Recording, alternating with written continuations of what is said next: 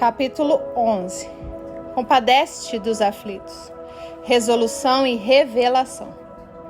Se os que sofrem passam por estações de profunda dor, os aflitos são aqueles que passam por angústias prolongadas, a ponto de às vezes durar a vida toda.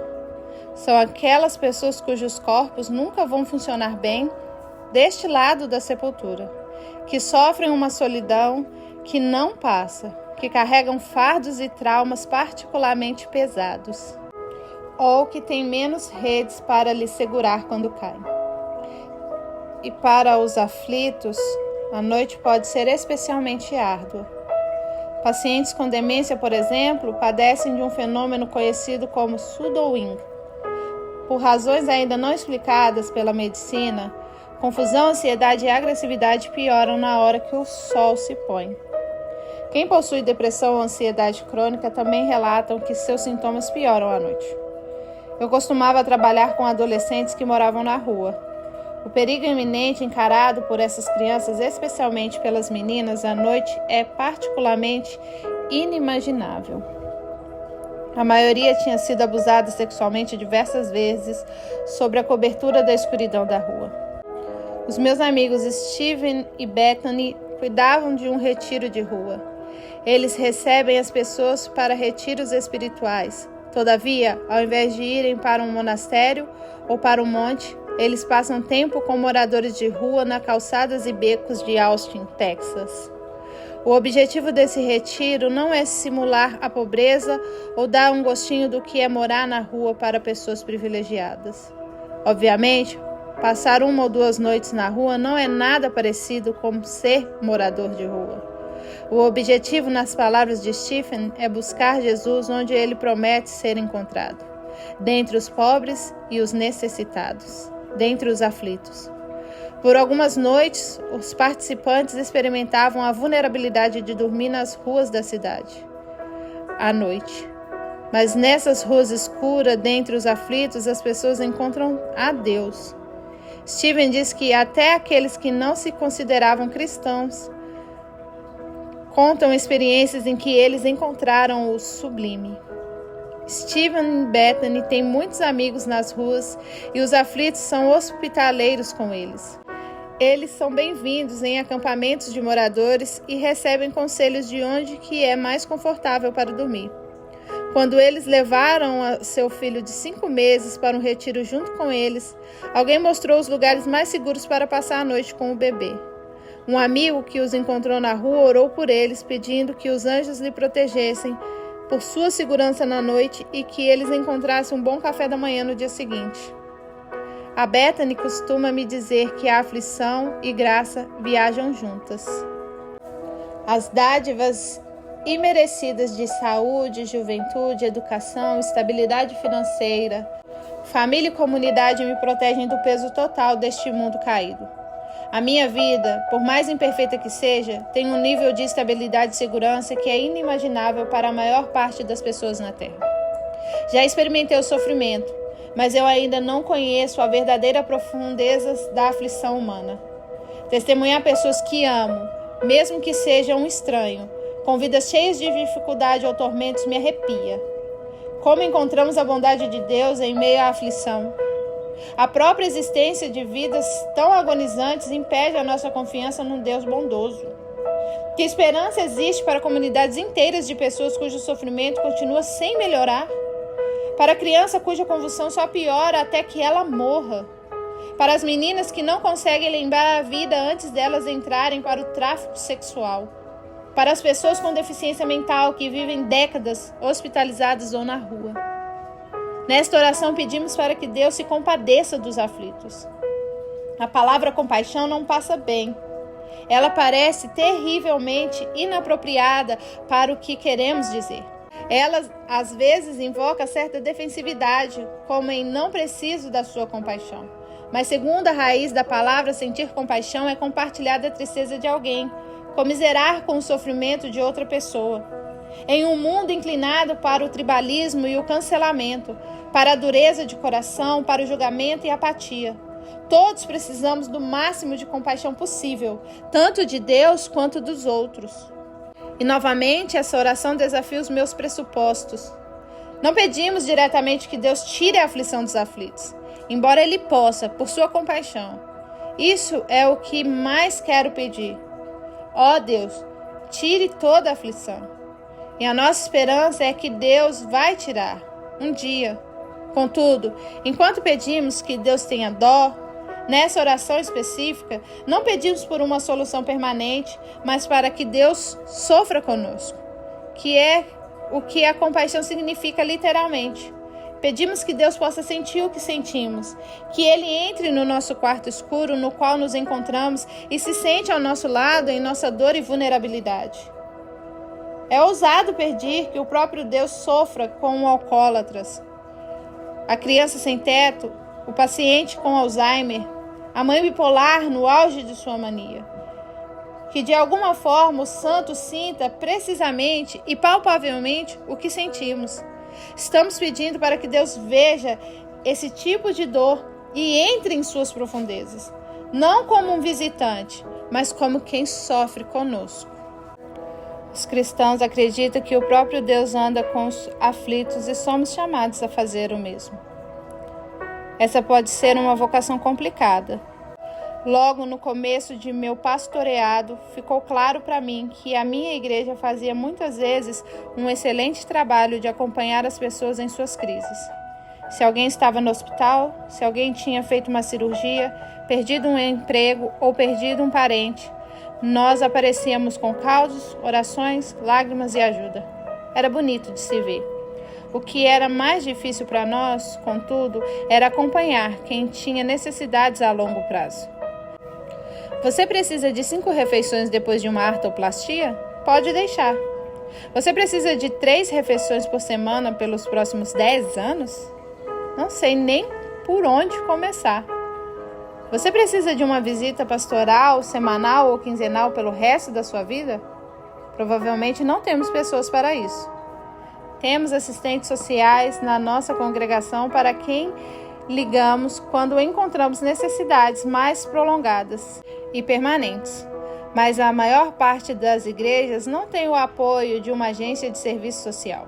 Afinal, nós dependemos dos voluntários pela maior parte do tempo e normalmente há um bocado de gente em crise paralela o tempo todo. Porém, isso também sugere uma luta mais profunda na igreja, mais ampla, ao menos aqui nos Estados Unidos, o que torna mais difícil para nós sofrer com os aflitos. Muitas vezes nós não sabemos como acompanhar as pessoas quando a estrada é longa e provavelmente não haverá final feliz. Durante a minha crise de 2017, eu estava conversando com um amigo que é líder de um ministério nacional. Ele observou e estudou a igreja americana por anos e comentou quase ironicamente: todos nós acreditamos em certa forma da teologia da prosperidade, não é? Esperamos que Deus faça tudo para dar certo para nós. E se fizermos a nossa parte, Ele precisa fazer com que tudo dê certo.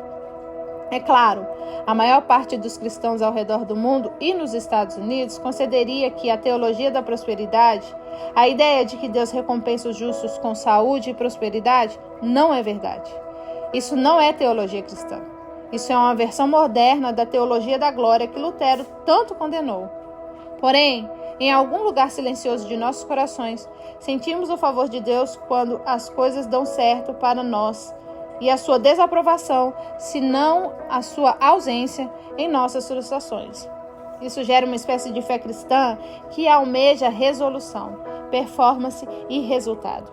E muitas vezes temos dificuldades para saber como passar e ajudar outros a passarem, por situações em que o sofrimento não está perto de acabar, em que os fardos carregados não parecem ser suspensos. Queremos que o sofrimento tenha um começo, um meio e fim claros, de um jeito que possamos entender uma história com uma resolução coerente. Nós resistimos uma visão de cristianismo sem resultados imediatos, sem vantagens evidentes. As vidas dos aflitos nos lembram desconfortavelmente de que o sofrimento não é simplesmente um problema para ser resolvido. Eu tenho um amigo cujo filho tem autismo severo. Meu amigo frequentemente se pergunta como orar por seu filho. Mesmo com todas as dificuldades da criação de seu filho pelas quais passamos, de ensinar a usar o banheiro, a resolver conflitos da doença e machucados. Nós imaginamos que um dia nossos filhos serão independentes e precisarão menos de nós. Mas o filho do meu amigo dependerá de seu pai enquanto viver. Eles provavelmente nunca ouvirão contar do seu dia ou lhe ensinarão a amarrar os sapatos. O meu amigo ama o filho dele, profunda e desesperadamente. E por causa desse amor, ele sofre profundamente e não há um fim em vista para esse sofrimento. Ele carrega o peso da aflição de seu filho. É claro que esse não é o fim da história. O meu amigo se alegra de várias formas com seu filho. Ele conta histórias sobre seu filho com um grande orgulho, radiante, regado a risadas. O filho serve a igreja local deles e abençoa as pessoas ao redor. Mas o luto sempre está presente, inchando com cada conquista que seu filho provavelmente nunca terá. Com todo o rito de passagem normal que ele nunca conhecerá. Qual é a sua esperança para o meu amigo e o filho dele? Como orar por ele? Como é a vida abundante em Jesus para quem tem uma vida que nunca vai se encaixar no sonho americano? O que ainda mais complica o complexo tema da aflição é a sua relação com a bondade de Deus. É que não só servimos a um Deus que não remove todas as aflições, como também Ele, às vezes, parece nos enfiar nelas de cabeça. Frequentemente, são nossas convicções, vindas do rigor ético da fé cristã, que nos tiram do caminho do prazer e da felicidade. Eu tenho amigas que continuaram suas gravidezes, tendo filhos com deficiência, mesmo quando os médicos recomendaram o aborto. Eu tenho amigos que doam a maior parte de sua renda, assumindo fardos no orçamento, que facilmente seriam evitados por menor generosidade. Eu tenho amigos que continuam em casamento infelizes, buscando conselheiros ano após ano, e ainda assim resistem ao divórcio. E eu tenho amigos que continuam solteiros e celibatários por causa de suas convicções. Cristãos perseguidos por todo o mundo encaram uma escolha entre apostasia e morte, e milhares de milhares escolhem a morte. Há estudantes internacionais na minha igreja cuja conversão ao cristianismo significa cortar os laços com o seu lar e com a sua família. Com o seu batismo, eles trocaram uma estrada bem pavimentada para felicidade e riqueza no seu país de origem por uma vida de fugir da perseguição. Como cristão ocidental, pode parecer difícil acreditar que Deus nos chamaria para abraçar qualquer tipo de dor sem resolução próxima. Nós recusamos um Deus que permitiria aflições ou que tenha padrões éticos que convidariam à aflição.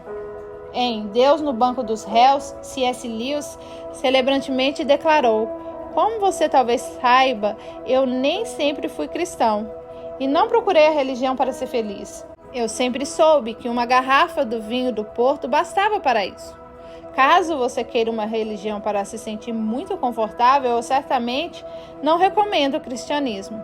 Ao invés disso, ele recomenda a adoração própria, que ele diz dar mais felicidade no curto prazo, ou nas palavras dele, um artigo norte-americano no mercado. Já faria um belo trabalho. Uma espiritualidade que prometesse que tudo o que queremos provavelmente seria tudo o que Deus quer também. A verdade da fé cristã leva à realização humana, mas sempre é uma realização que, para citar Tomás de Aquino, é um bem árduo. Ron Begel, um celibatário comprometido, escreveu: um bem árduo é um bem que demanda esforço, um bem pelo qual vale a pena lutar. É um bem que inspira esperança, medo e perseverança, mesmo na adversidade. Bem árduo. Também é um terreno difícil de se encontrar em Hollywood, que quase nunca se ouve na Madison Avenue. E diria eu, raro de se ouvir na igreja também. Todavia, como Begel escreveu, a própria salvação é um bem árduo, um tesouro escondido no campo, uma pérola de alto valor, pela qual alegremente sacrificaríamos tudo. Que a fé cristã motiva o sofrimento não é uma dimensão oculta da fé, um segredo bem guardado enquanto prometemos uma vida cada vez mais excitante e gloriosa. Não é tiro e queda. Jesus nos chama para a cruz, para morrer, para perder nossas vidas a fim de ganhá-la. Ele não era muito bom no seu marketing. Ele não veio vender nada. Por outro lado, ele tomou seu próprio veneno. Ele foi honesto com o custo do discipulado e da dor sem solução pronta. Ele abraçou tudo isso em compaixão e com o próprio corpo. Eu não sei por que Deus permite aflições, mas eu sei disso. Ele se encontra dentre os aflitos. Por causa do meu trabalho, eu ouço muitas pessoas cujas vidas em Cristo são marcadas por aflições. A aflição delas ou de quem elas amam. Eu encontrei um homem que passava a maior parte do seu dia cuidando de sua mãe que tinha demência avançada. Ele me disse que nunca tinha pensado que cuidar de sua mãe podia ser uma disciplina espiritual formativa na sua vida. Essa descoberta mudara a sua vida. Eu fiquei impressionada. Como ele não tinha percebido que algo tão profundamente humilde, um verdadeiro esvaziamento de si, tão perto da gloriosa compaixão de Deus, não era uma prática espiritual? Ele me respondeu, porque eu nunca teria escolhido isso. Pensamos que disciplinas espirituais são hábitos que iniciamos, como ler a Bíblia, orar e ir à igreja. Essas são as partes explicitamente espirituais de nossos dias. O resto da vida é simplesmente aquilo pelo qual passamos, as coisas inertes compostas por tempo, acaso e biografia.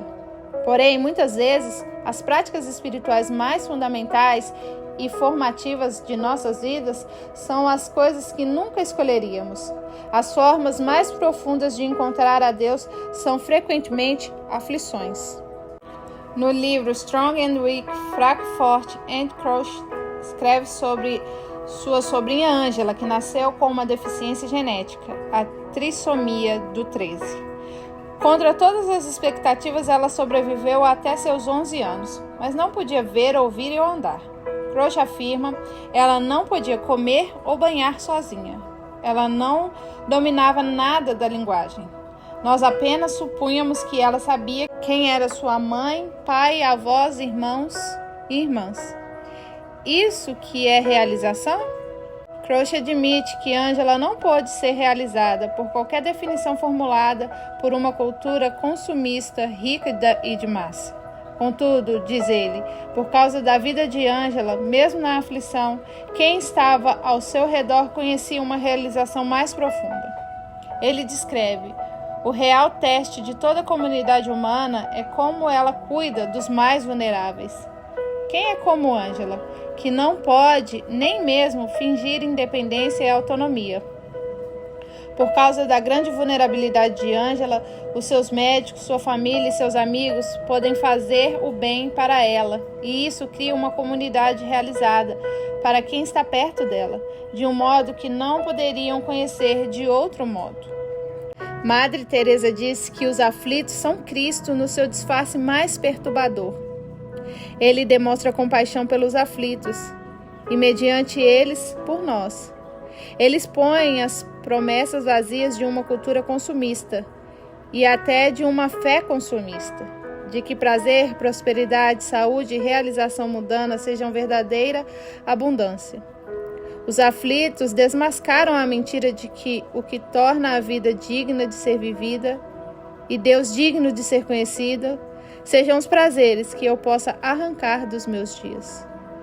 A vida é cheia de aflições e o caminho de Jesus é árduo. Ele nunca prometeu o oposto. O que ele promete é a vida abundante. E leva uma vida inteira para aprender a praticar esse ofício da fé cristã, para ter ideia do que isso envolve. Porém, os aflitos nos ensinam que não é o que eu penso ser. Não é um casamento perfeito ou uma vida de sucesso sem fim. É sempre cruz e ressurreição. Se a simples existência dos aflitos parece ser uma prova da distância de Deus, Os próprios aflitos muitas vezes nos contam de sua proximidade. Eu regularmente me surpreendo com o fato de que aqueles que passam por aflições frequentemente confiam em Deus de um modo que achamos ser difícil. Em seu livro A Ausência de Deus, o filósofo Joseph Minesh discute como o ceticismo cresce num ambiente de riqueza, conforto e privilégios. A rejeição da crença em Deus, na maioria das vezes, diz ele que é um fenômeno predominantemente branco para os que estão bem de vida. O comediante Neal Brennan brinca assim: é engraçado, eu conheço muitos ateus brancos, mas eu não conheço muitos negros. E eu tenho uma teoria, porque o ateísmo é o auge do privilégio branco. Pensa só, a religião basicamente diz: e aí, tem interesse na vida após a morte? E as pessoas brancas vêm e dizem: não, obrigado, tipo, pra quê? Não tem como a vida ser melhor? Dentre os pobres, tanto nos Estados Unidos quanto em nações em desenvolvimento, a fé cresce. E não a espiritualidade glamurosa e permissiva, que é tendência entre os ocidentais urbanos, mas a fé da variedade mais ortodoxa e tradicional. No começo do século XX, 80% de todos os cristãos estavam na Europa e na América do Norte, com apenas 20% no mundo não ocidental. Agora é quase o contrário. 2/3 dos cristãos do mundo vivem no sul global. Isso não se deve tanto ao declínio da fé no Ocidente, quanto ao crescimento explosivo da igreja no resto do mundo. Eu percebo isso na própria comunhão anglicana, onde a fé cristã se desvanece em nações ocidentais ricas e floresce no sul global. É claro, nem todos os anglicanos na África, na América Latina e na Ásia são pobres ou aflitos, mas muito passam por dificuldades, pobreza e perseguição religiosa que mal podemos imaginar. E ainda assim eles confiam em Deus de uma forma que me deixa boquiaberta. Vejamos, por exemplo, o arcebispo Benjamin Caswich. Em 2008, ele se tornou o arcebispo anglicano de Jos, uma região fronteiriça conflituosa entre a Nigéria Islâmica e a Nigéria predominantemente cristã no sul do país. Ao longo do seu ministério, ele viu centenas de igrejas serem bombardeadas. A sua própria casa foi bombardeada. A sua esposa foi espancada e estrupada por terroristas, e ele foi quase assassinado em diversas ocasiões. Em meio a essas perseguições, o arcebispo Kawash foi capaz de dizer: se Deus poupar a minha vida, não importa quão curta ou longa ela seja, eu tenho algo pelo qual vale a pena viver e morrer. Então vou fazer isso rápido e com urgência. Esse é o tipo de fé. É o que eu vou passar para as gerações vindouras. Esse mundo não é nosso lar. Somos forasteiros aqui. Temos um trabalho a fazer. Então, vamos arregaçar as mangas. Embora as estatísticas mostrem que aqui no Ocidente, especialmente os jovens, caem na incredulidade, em parte por causa do problema do mal, parece que a nossa prosperidade gera bem mais dúvida do que muitos aflitos veem em sua aflição. Uma explicação comum disso é que os aflitos precisam de uma válvula de escape de conforto cósmico, enquanto os saudáveis e ricos, com sua medicina avançada, água aquecida e cerveja artesanal, não precisam de tal consolo. Porém, eu diria que todos nós, cada homem, mulher e criança, possui uma válvula de escape. Todo mundo precisa de ajuda. Todos precisamos que algo carregue o nosso peso. Em nosso estado mais verdadeiro e mais nu, somos todos profundamente vulneráveis. Os aflitos revelam para nós o nosso verdadeiro estado. Nós encontramos Jesus em seu disfarce perturbador, e nele vemos a verdadeira humanidade. Tudo de que dependemos para fazer nossas vidas funcionar, de rede elétrica até as nossas próprias mentes, pode ser perdido. Toda a nossa suposta força e autonomia são raquíticas. Se os mais vulneráveis dentre nós precisam de Jesus como válvula de escape para fugir da dor e de suas vidas, talvez eles são apenas mais honestos sobre aquilo de que mais precisamos. A humilhação pode gerar humildade, a qual nos permite ver a Deus mais claramente, porque nós tornamos mais honestos sobre quem verdadeiramente somos. Talvez a fome espiritual que suprimos, mas nunca podemos satisfazer por dinheiro, privilégio e saúde, não vem da ingenuidade, mas da realidade. Estamos todos precisando constantemente de sustento. Estamos todos precisando de compaixão de Deus. Alguns anos atrás me deparei com uma situação terrivelmente injusta no exterior. Crianças eram utilizadas como isca para arrecadar dinheiro de pais adotivos americanos, mas os donos dos orfanatos não se esforçavam para realizar os procedimentos legais para permitir que essas crianças encontrassem um lar permanente. Então, essas crianças ficavam presas. Elas eram reféns, utilizadas para o lucro e perpetuamente separadas de famílias que as queriam desesperadamente. Era ilegal, mas se pagava um suborno aos policiais. Nada podia ser feito por essas crianças, as mais pobres das pobres, órfãs numa região remota da África Oriental. Eu tinha acabado de ser mãe quando descobri sobre essa situação e não podia olhar para os meus filhos sem ver o rosto dessas crianças. Eu estava cheia de fúria maternal. Não havia nada que eu pudesse fazer para resgatar essas crianças e parecia que não haveria justiça. A situação era impossível de resolver. O único consolo que eu tinha era que Deus sabia que estava acontecendo e Ele seria o juiz de toda injustiça. É raro eu me encantar com a imagem de Jesus como juiz. Eu tendo para uma versão hippie de Jesus com uma flor na orelha. Eu me sinto atraída por sua graça, sua gentileza e sua beleza. Mas quando eu encontro alguém sendo afligido por uma injustiça entrincheirada, eu anseio por um Deus que veja e que trabalhe em prol daqueles que foram abandonados pelo mundo. Em última instância, a nossa esperança não é apenas que Cristo seja encontrado dentre os aflitos, mas que a própria aflição acabe. Nós esperamos e oramos que a compaixão de Deus seja ativa, que Deus haja decisivamente para restaurar os aflitos e julgar, derrotar e destruir toda a causa da aflição. Quando encontramos a aflição, ansiamos pelo dia em que tudo que está quebrado em nossos corpos, na natureza, nos relacionamentos, na sociedade, na política, no policiamento e na economia global sejam corrigidos e endireitados. Ansiamos por um fim da aflição em ambos os sentidos da palavra, para que haja um telos, um plano para todo esse sofrimento humano, aparentemente desnecessário e aleatório, mas também para que a aflição seja superada e abolida. Esta é a nossa esperança, que o céu rache a terra, que tudo que agora está oculto seja revelado perante o juízo e misericórdia de Jesus, que ele julgue todos que tiram vantagem dos fracos e toda força sombria que traz desespero e dor para o mundo. Essa é a visão do futuro que fundamenta nossa sede de justiça aqui e agora. A forma de nossas orações determina a forma de nossa vida. A oração, a cada noite, por quem sofre, sem parar, formará a nossa missão no mundo.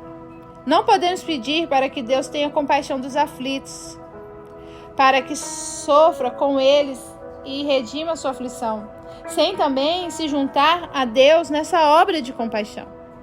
Nós trabalhamos para cuidar dos aflitos, para afirmar a dignidade de todo ser humano como imagem de Deus.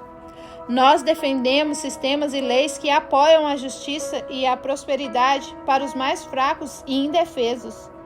Nós pedimos para que Deus tenha compaixão dos aflitos e, consequentemente, usamos nosso dinheiro, saúde, tempo, educação e privilégios para abençoá-los também. Quer encontremos-nos a um continente de distância ou uma sala de estar. Como igreja, buscamos ser um povo de compaixão ativa pelos aflitos, sabendo que Deus se identifica com eles em sua aflição. Nós não vamos arrumar todas as coisas, nem de perto, nem acabaremos com o sofrimento. Não traremos o céu à terra, mas podemos e devemos lutar contra as trevas, até mesmo enquanto esperamos o dia raiar.